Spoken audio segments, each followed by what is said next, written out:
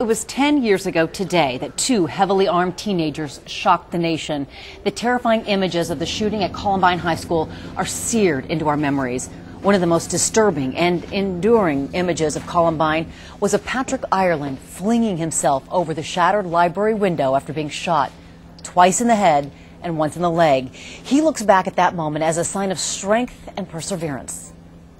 That image was more of a positive thing and a positive light of saying, hey, we're not going to give up, we're not going to lose.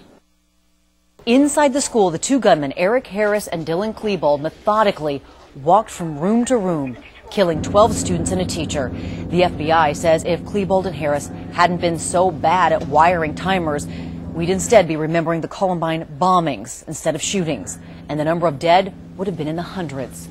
Columbine changed America. It changed our schools, and it changed the way police departments respond to situations at schools.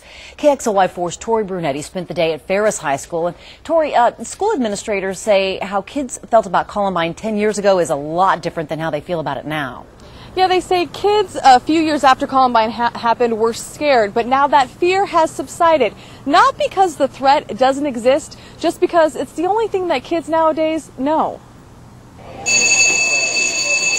This is by far the most challenging campus in the district. Satanya Haws has been the school resource officer at FERRIS for 13 years.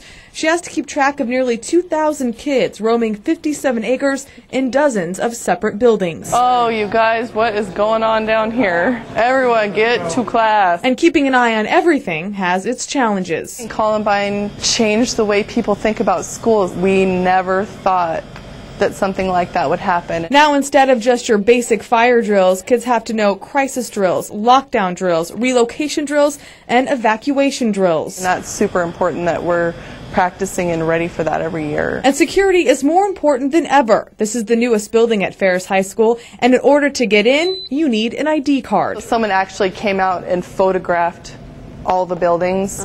So if we were sitting off site, the police could actually pull up a photo of the F building from the southwest side. Any law enforcement agency can look at those pictures through a program called Rapid Responder, allowing them to get an idea of where a potential threat might be before they even get to campus. Working with police and fire and state troopers and all the people who could potentially be involved in that situation. Pre-Columbine, I don't think those people came together, and post-Columbine we do.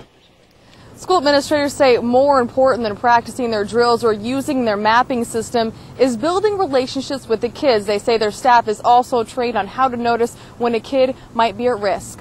Live in South Spokane, Tori Brunetti, KXLY4 HD News.